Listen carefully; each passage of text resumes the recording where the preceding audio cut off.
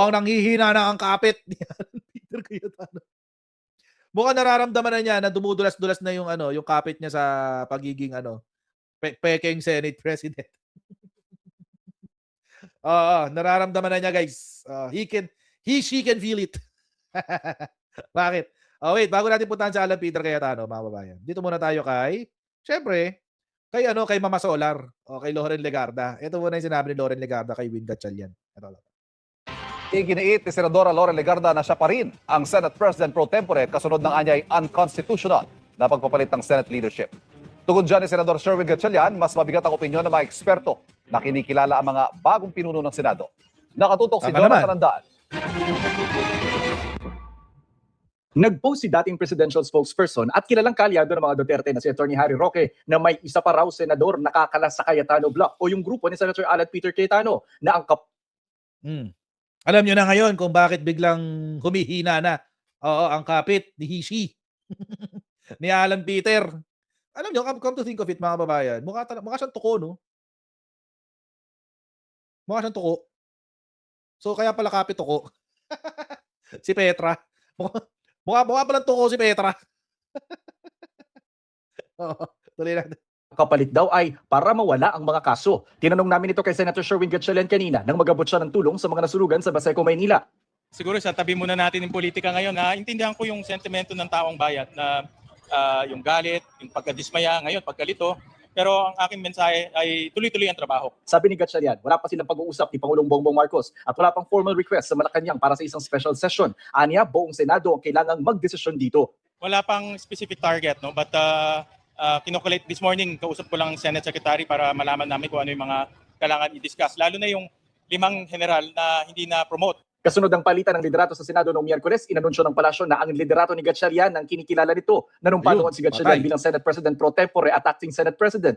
Pero si Senator Loren Legarda. Si Loren Legarda po ang inyong Senate President pro tempore. Ano sabi ng isa? I'm the legitimate and moral Senate President of the Senate. Sabi ng isa. Tapos, yung isa naman, sabi, ito naman si Loren Legarda, I am your Senate President pro tempore. Alam nyo kasi, mga babayan, maraming taong nagkiklaim na para sa bayan sila, pero totoo hindi. Alan Peter Cayetano, para sa bayan daw. Sara Duterte, para sa bayan daw. Etc. etc. Pero nung ginagawa na sa bayan, ginugulo ang bayan. Diba? Diba? Ngayon, mga babayan, it's really a strawman argument kung tutuusin. Kung pipintasan ako dahil kung para sa bayan ka, dapat wala ng kulay-kulay. Alam nyo, that's bullshit. I mean, sorry but that's a load of crap. That's a load of crap. Kasi, marami tayong ideolohiya sa Pilipinas Meron tayong mga liberal, which are dilaw. Meron tayong mga conservative, which are mostly represented by the Nationalista Party. Pero ngayon, mukhang di na. Actually, sa totoo lang, kailangan natin ng representative ng conservative. Wala pa tayong representanteng maayos Tapos meron tayong mga representante ng komunista, CPP. Meron tayong mga representante ng mga baliw, mga DDS. Ano bang? Di ba? Lahat tayo may opinion, lahat tayo may bias, lahat tayo mayroong gustong sabihin. Ang tanong na lang dito, kaya sa akin hipokrito yan, kung para sa bayan ka, ganito. Hindi. Para sa tama ka ba? Yung opinion mo ba nasa tama? At yung opinion mo ba ikagaganda ng bayan? Hindi yung para sa bayan ka, kailangan ganito ka. Baliw, walang ganun. Hipokrito ka. Di ba? Tigilan niyo ako ng ganun, kung para sa bayan ka, dapat ganito ka. Hindi, walang qualification yun. Sino kayo? Sinong namatay at nagsabi na dapat kapag para sa bayan ka, dapat ganito? Hindi. Walang ganun. Simple-simple ng simple-simple ng ibig sabihin ng nationalism. My goodness. Iko-complicate nyo na dapat ganito, dapat ganyan. Come on, don't give me that bullshit. Anyway, tuloy natin. Naninindigang siya at hindi si Gatchalian ang Senate President pro tempore. Iginit niyang iba ang numero na kailangan sa pagdeklara ng quorum at iba rin ang numero sa paghalal ng mga opisyal ng Senado. Batay anya ito sa Rule 14, Section 44 ng Senate Rules. Labag sa konstitusyon at alituntunin ng Senado ang nangyaring pagtatalaga ng Senate President pro tempore, Senate Secretary at Sergeant at Arms dahil Dahil 12 senador lamang ang nasa plenaryo na bumoto.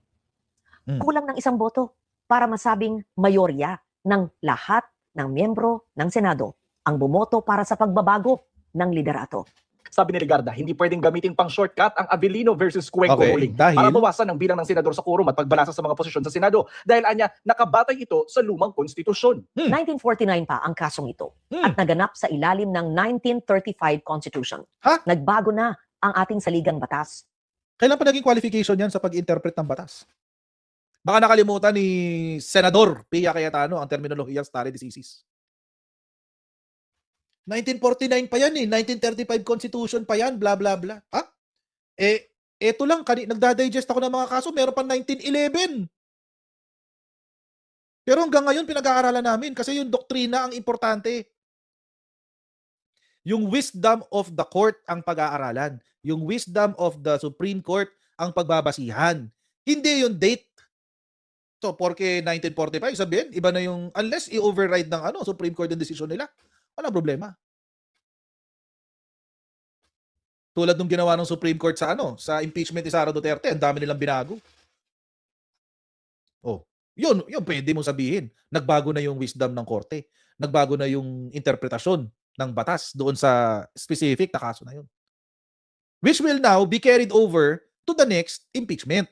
Ganun na yung susundin until baguhin uli ng Korte Suprema. Pero kung simula 1949 hanggang 2026, hindi siya nababago, yun ang susundin. Stare decisis. Ito nakakabasa ko lang kanina, 1911. Corporation Code pa yan. Commercial law ang pinag-aaralan ko kanina.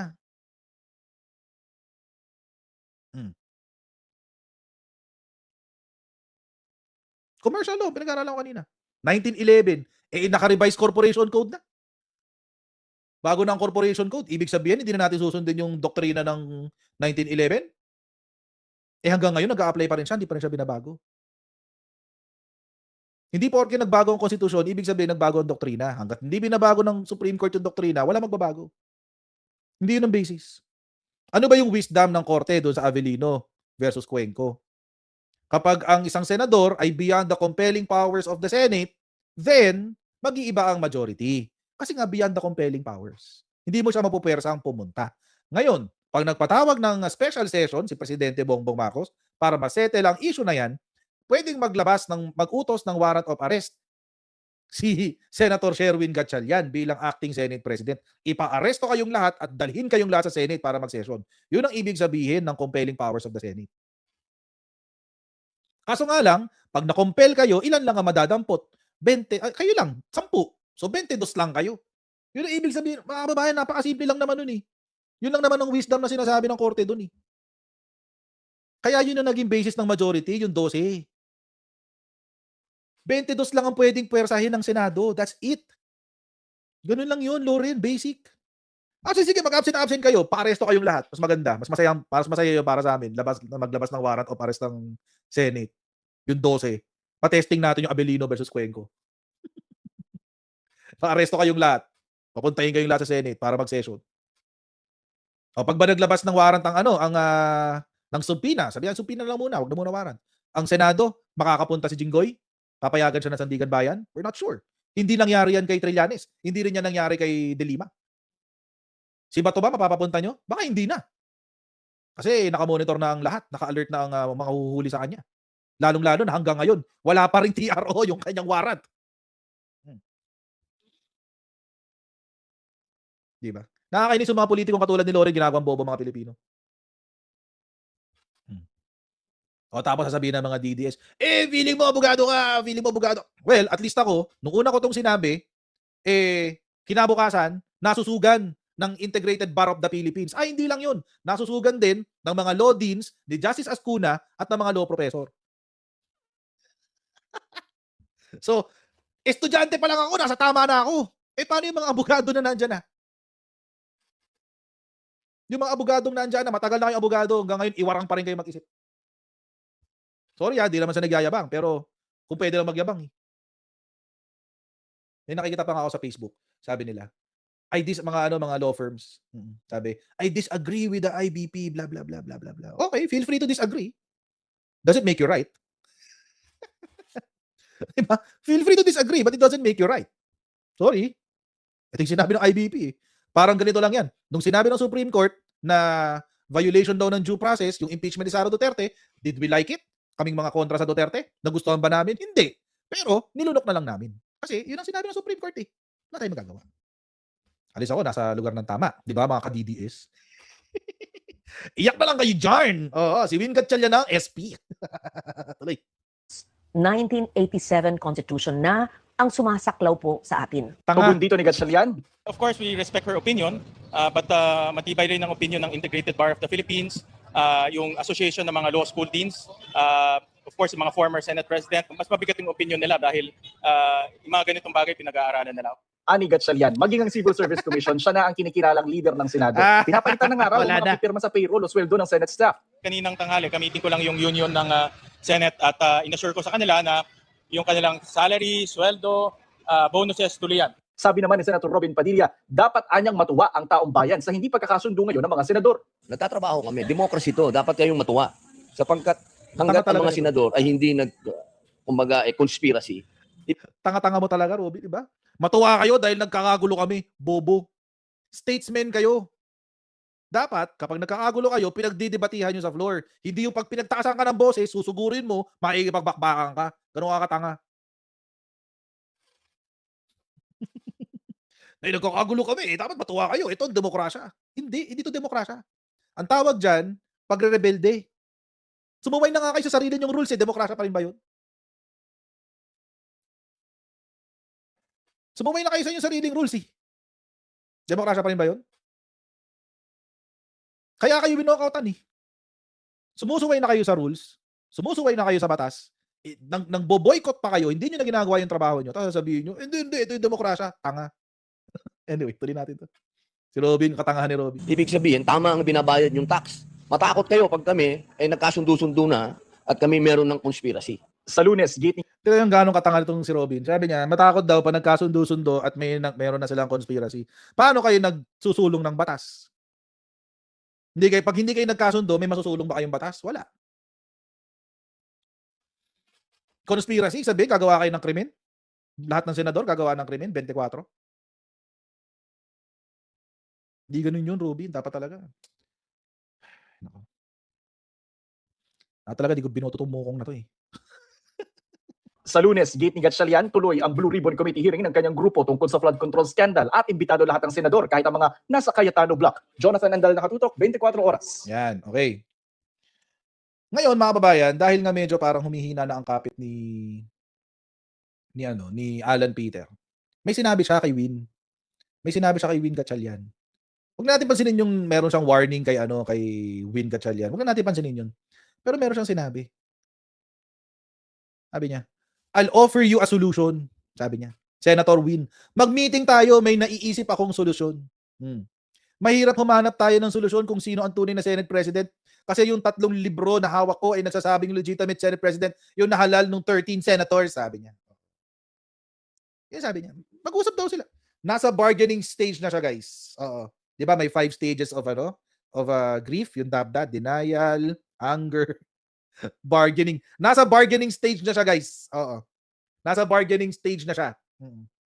Bargaining stage. Nandun na siya. Feeling ko, mga babayan, ang i-offer niya, ako na mag-Senate President hanggang impeachment. Yun ang kutob ko. Oo, term sharing. Term sharing, oo. Ako na mag-Senate President hanggang impeachment. Pagkatapos ng impeachment, ikaw na. Tapos gawin kitang pro tempore. Tatanggalin ko si Loren Legarda. Yun ang mangyayari dyan. Oo.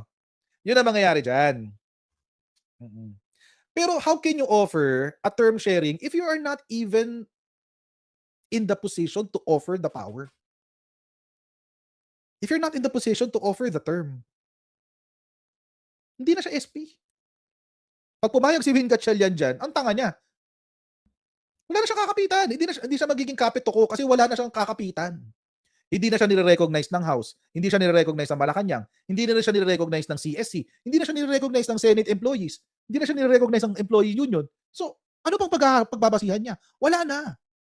Yung sinasabi ng 3 libro, Alam naman natin, yung Bible, ginagamit lang niya para itago yung mga kasamaan niya.